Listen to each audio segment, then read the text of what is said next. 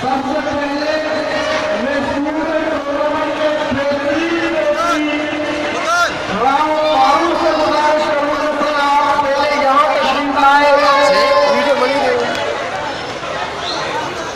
राम मोहम्मद फारूक पूरे टूर्नामेंट में तमाम मैचेस को बेहतरीन अंदाज में ऑर्गेनाइज करने वाले बेहतरीन राम मोहम्मद फारूक, कप्तान नबील सागर, कप्तान बकराजी नवाज, बहुत मेहरबानी आप यहाँ तशरीफ लाए।